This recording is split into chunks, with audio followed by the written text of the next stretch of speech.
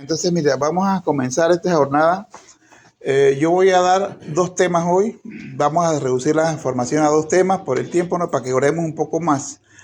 Eh, Hoy vamos a dar dos enseñanzas que son eh, doctrinas de la iglesia, enseñanzas de la iglesia, formación de la iglesia, pero con el fin de que nosotros tomemos esta catequesis que vamos a tener, las dos catequesis que vamos a tener hoy, y oremos con esto. Porque habíamos quedado hasta el segundo grado de oración, cuando explicamos la oración de meditación, que es el segundo grado de oración.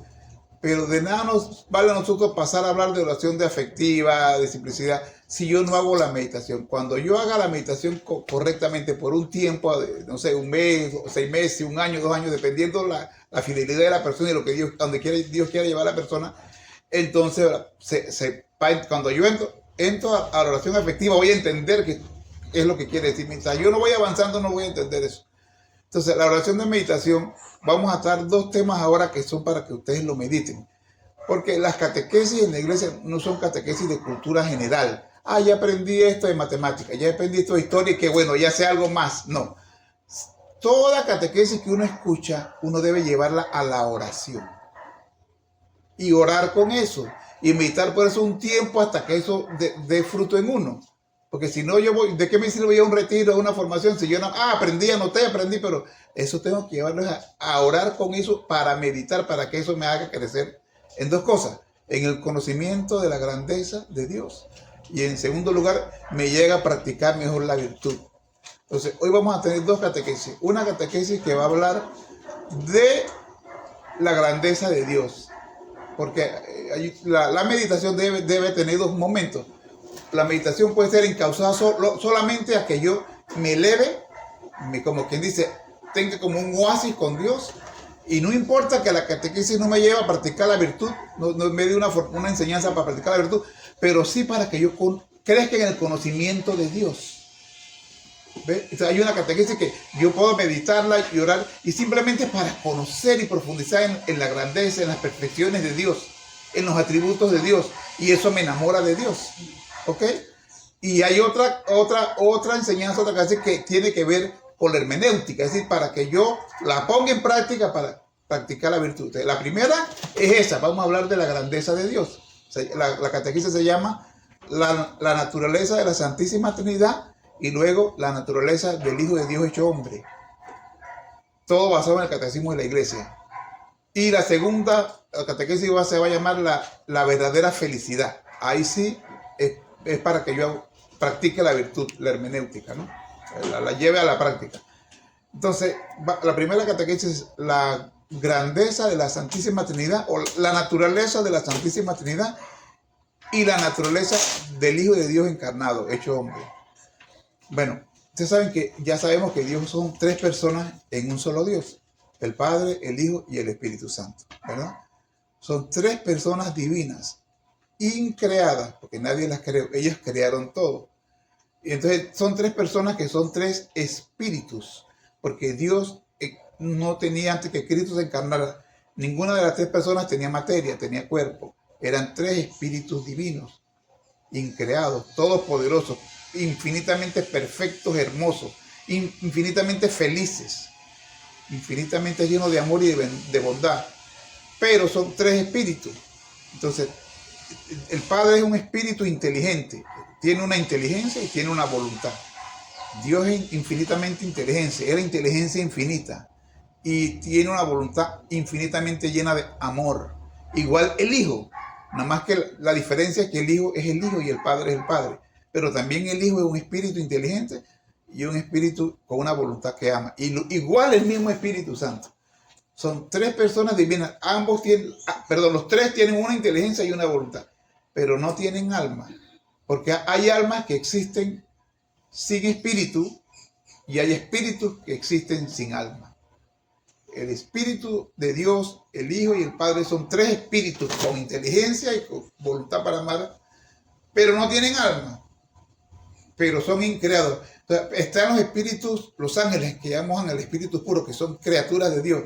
También son espíritus sin alma, porque son inteligentes como el Padre, el Hijo y el Espíritu Santo, tienen voluntad, aman como el Padre, el Hijo y el Espíritu Santo, pero no tienen alma. Entonces la diferencia entre las tres divinas personas, y por ejemplo San Miguel Arcángel, o San Rafael, o San Gabriel, o nuestro ángel custodio, es que ambos tienen inteligencia y voluntad, pero los ángeles son criaturas.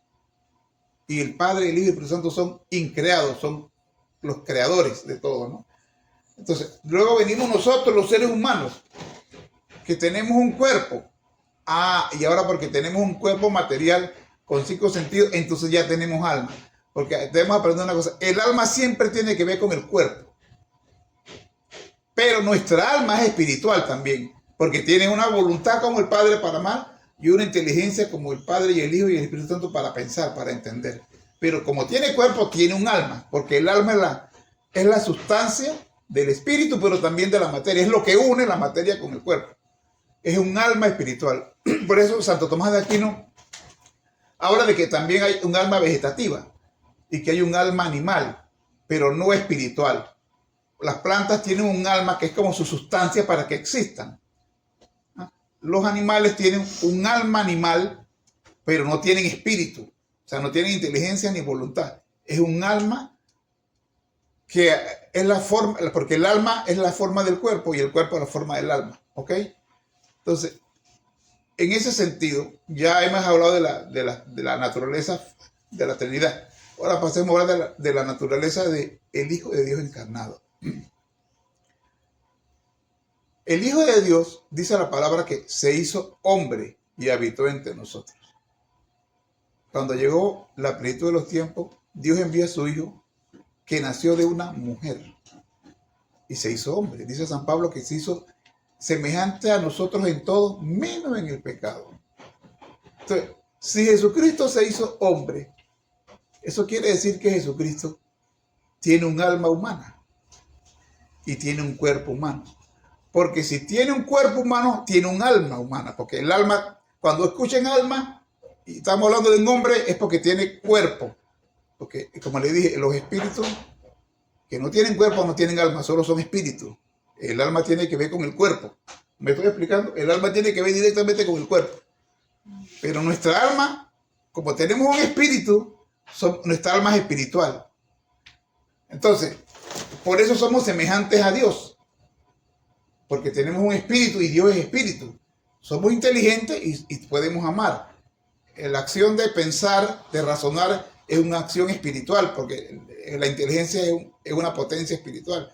Cuando yo amo a una persona, aunque no esté en gracia de Dios, pero la voluntad es algo, es una potencia espiritual, es un acto espiritual.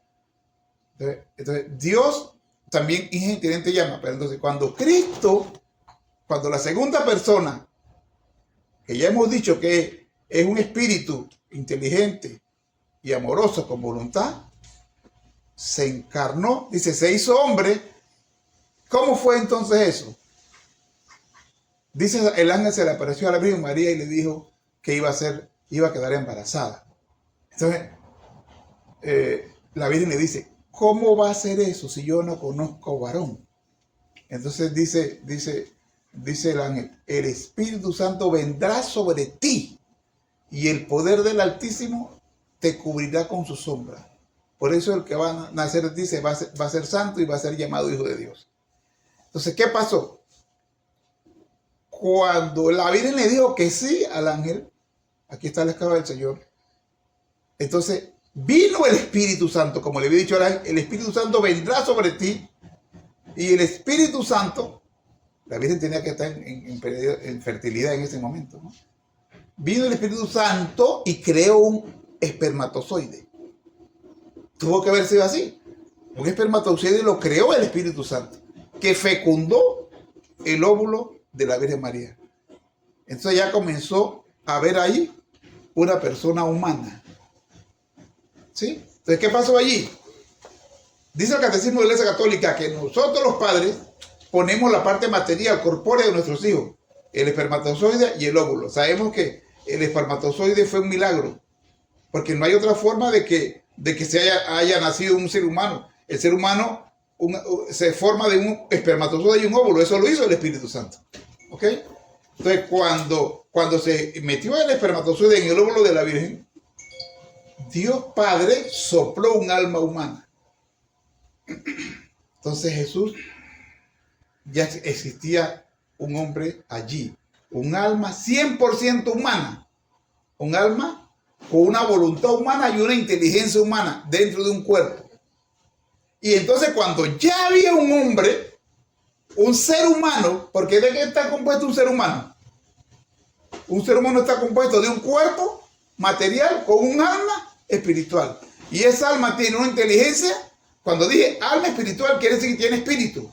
Porque los animales tienen alma animal, pero no tienen espíritu. Las plantas tienen alma vegetal, pero no tienen espíritu. O sea, no tienen inteligencia ni voluntad.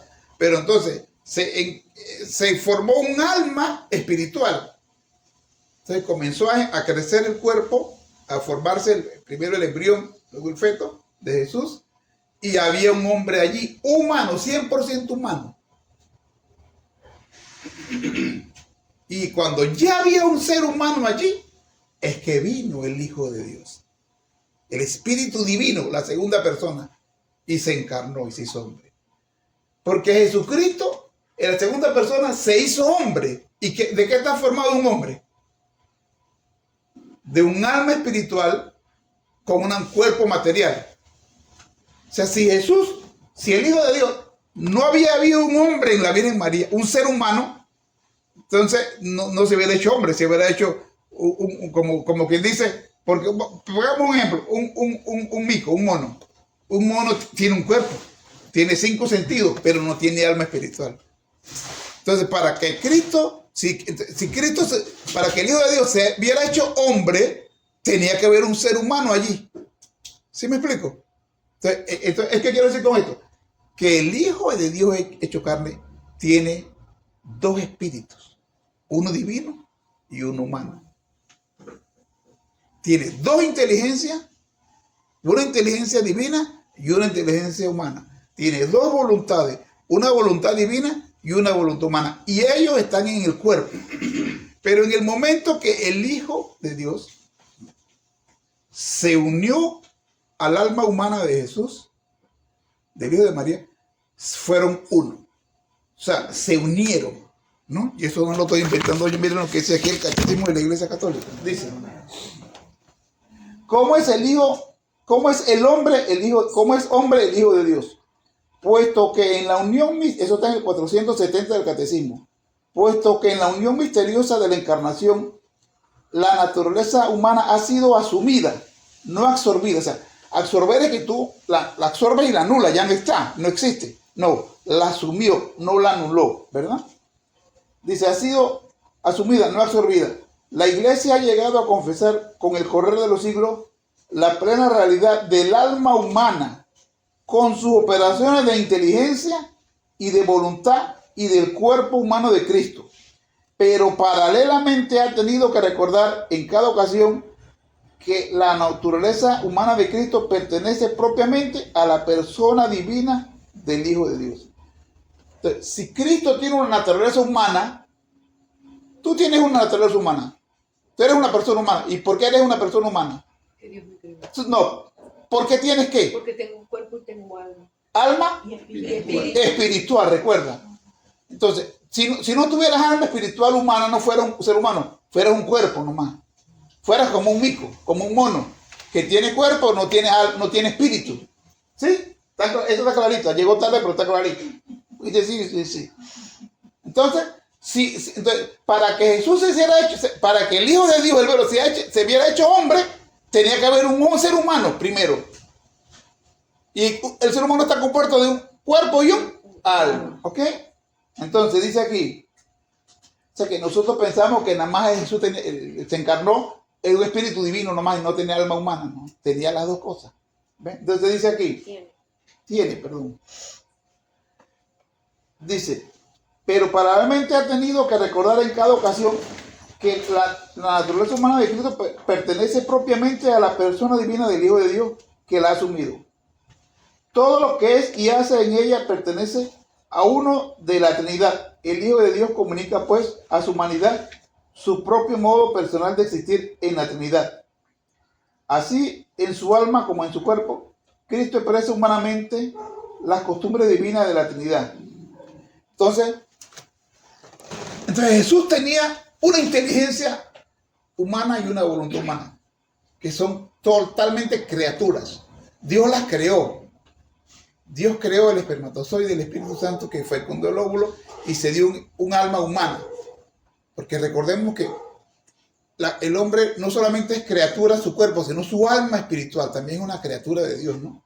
Entonces, y allí vino el Hijo de Dios, ¿verdad? Vino el Hijo de Dios. Entonces dice aquí, por eso es que nosotros tenemos que entender que dice la palabra que Cristo crecía en sabiduría ante Dios y ante los hombres.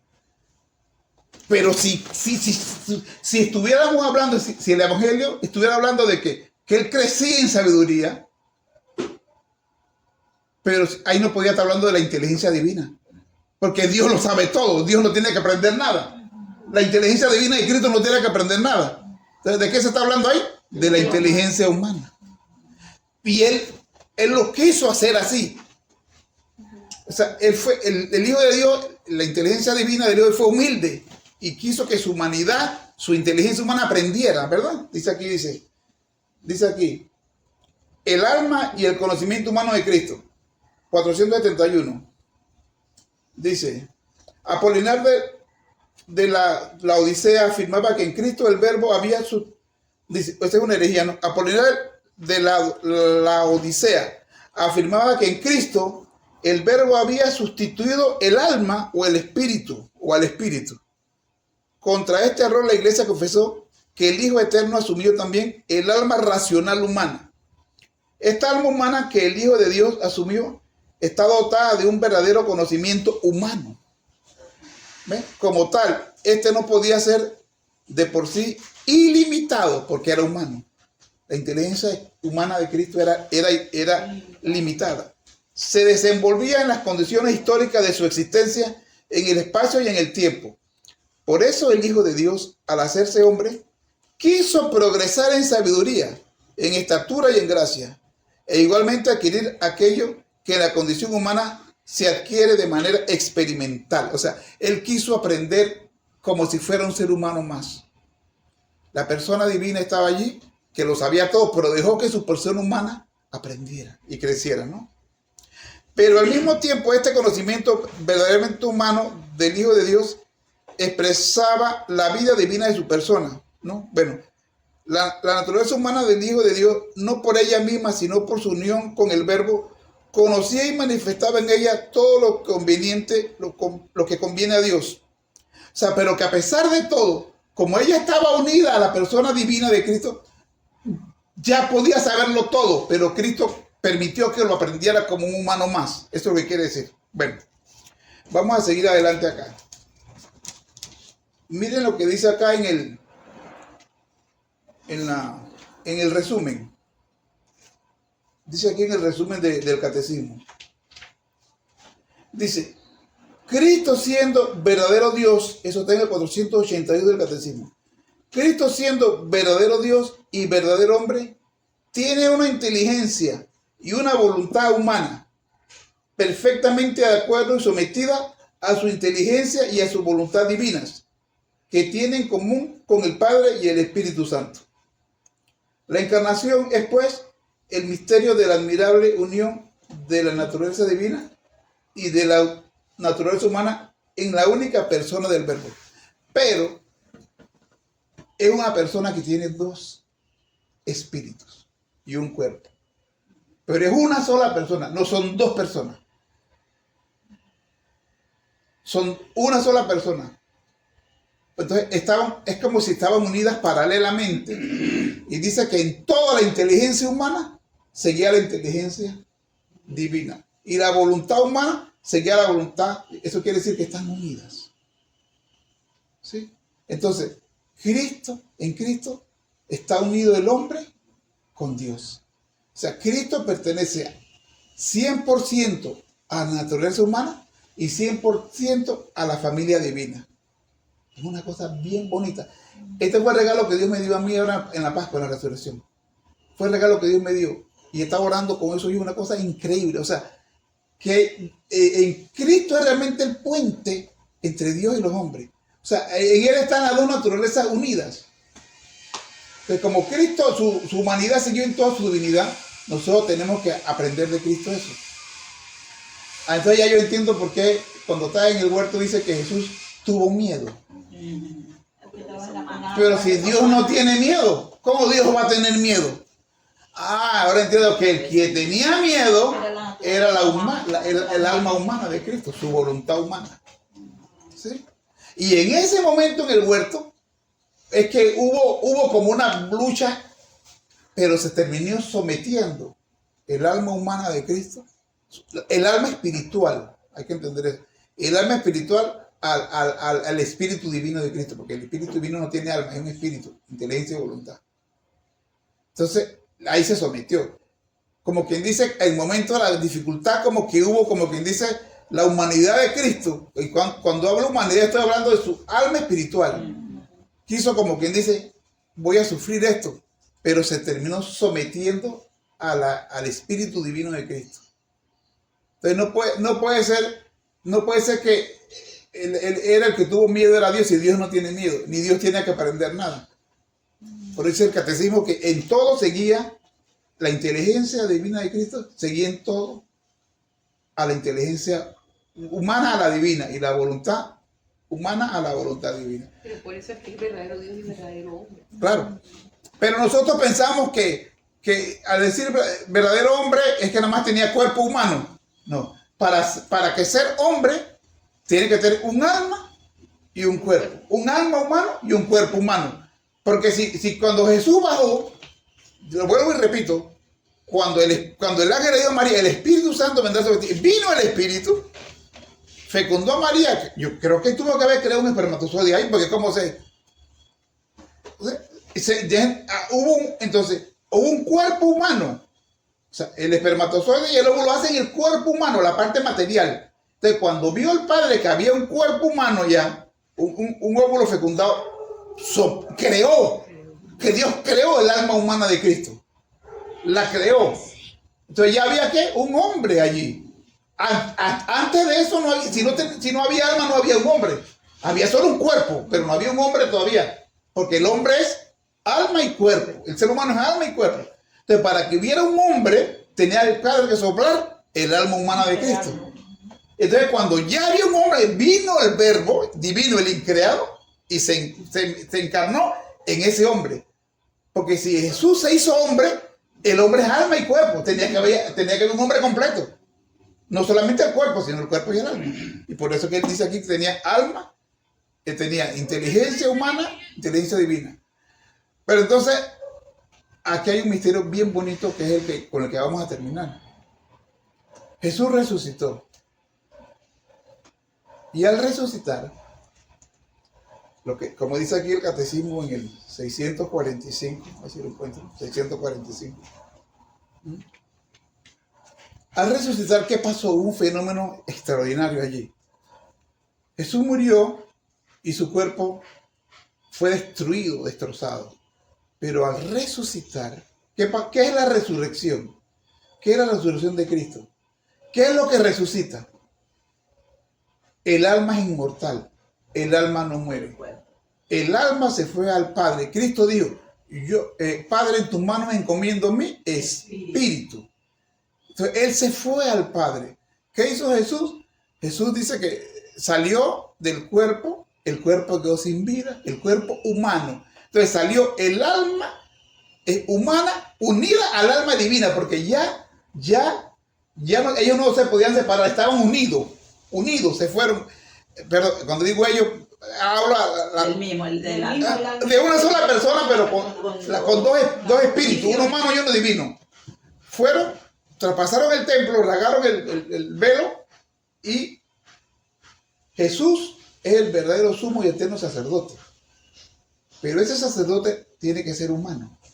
Por eso el alma humana tiene que estar ahí unida al Espíritu Divino de Cristo. Tomó la sangre, la regó al altar y tomó la ley y dijo, ya ve Dios, ya ve Dios. Se regresó, buscó al buen ladrón. Bueno, no sé si bueno, porque era ladrón. Los políticos son buenos ladrones, dicen. Roban, pero hacen. Entonces se fue al Padre, ¿no?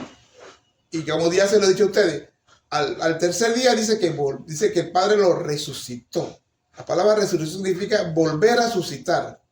resucitar. Dios nos volvió a resucitar al Hijo que ya no lo había resucitado, pero ahora con un alma humana, y volvió a su cuerpo. Y al volver a su cuerpo, lo levanta y glorifica su cuerpo. ¿Qué es lo que significa glorificar su cuerpo? Es lo que dice aquí, miren. El estado de la humanidad resucitada de Cristo. Eso está en el 645. Jesús resucitado establece con sus discípulos relaciones directas mediante el tacto. Dice, tóquenme. El compartir la comida. No porque necesitaba comer. Les invito así a reconocer, les invita así a reconocer que Él no es un espíritu, o dice un fantasma, pero sobre todo a que comprueben que el cuerpo resucitado con el que se presenta ante ellos es el mismo que ha sido martirizado y crucificado, ya que sigue llevando las huellas de su pasión. ¿Qué número es? El 645. 645. Ajá. Este cuerpo auténtico y real posee, sin embargo, al mismo tiempo, oigan esto, las propiedades nuevas de un cuerpo glorioso. Y esta es la parte que quiero que comprendamos. No está situado en el espacio ni en el tiempo, pero puede hacerse presente a su voluntad donde quiere y cuando quiere. ¿Qué pasó si el catecismo lo dice? ¿Qué significa que el cuerpo de Cristo está glorificado? Que ya no está sometido al tiempo y al espacio.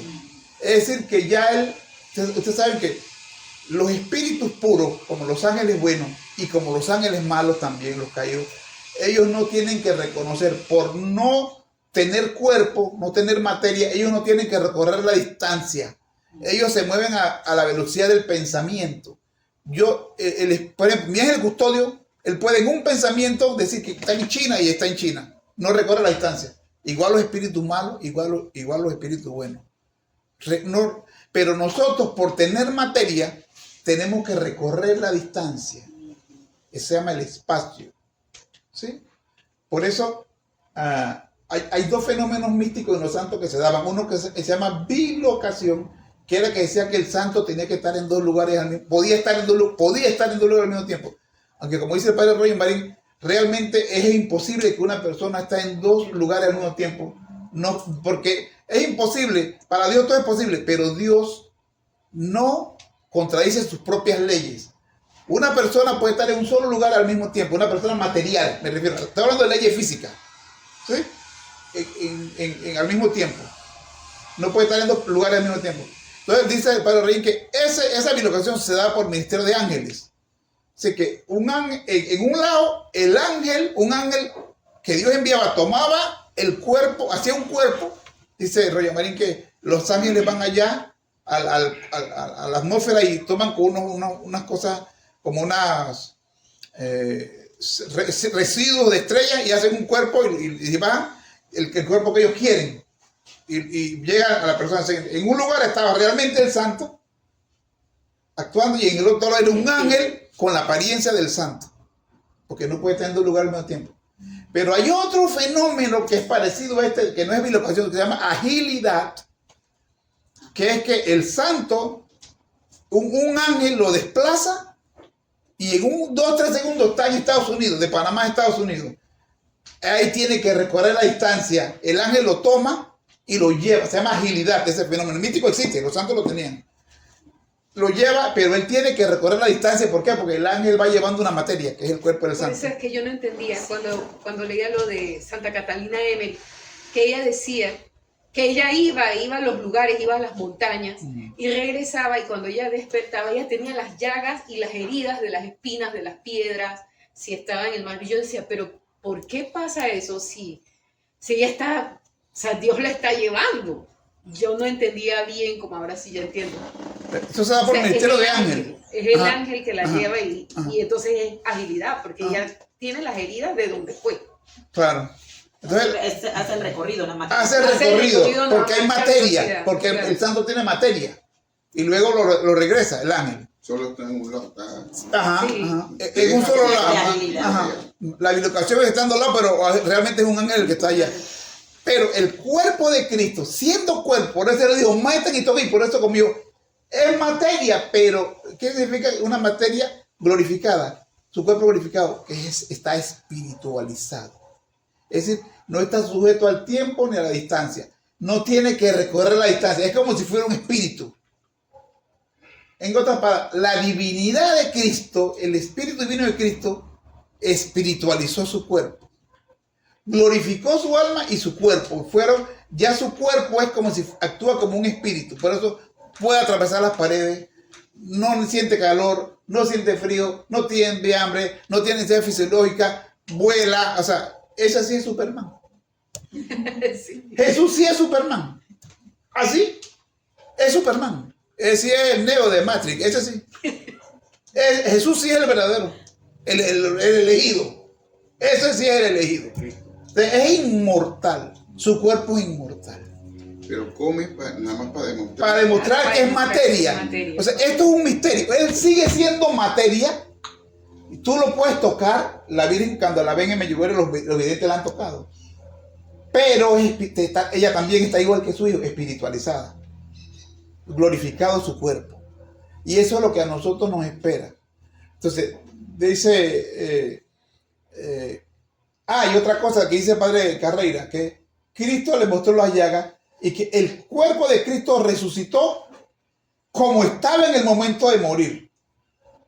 O sea, sí, porque dice Carreira que nuestro cuerpo no es el mismo cuerpo que hace 20, 30, 50 años. Recordemos que las células mueren ¿sí?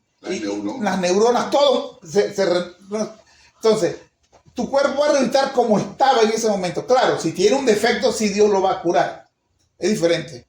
Si tiene un defecto que era cojo, que era ciego, eso es otra cosa. Es una calza de oro. Pero resucita como estaba en ese momento. Es diferente, por ejemplo, ahora, un paréntesis, la atención de las... Pero han dicho que cuando las personas resucitan, dice que casi todas se muestran jóvenes, sí, no viejas, sea que no puede ser que resuciten. No, aquí no, solamente hay dos personas resucitadas, Jesús y María. Porque acuérdate que lo que resucita es el cuerpo, no el alma. Los que están en el cielo están en alma, nomás, alma espiritual. Ahora mismo su alma está glorificada. Solo su alma.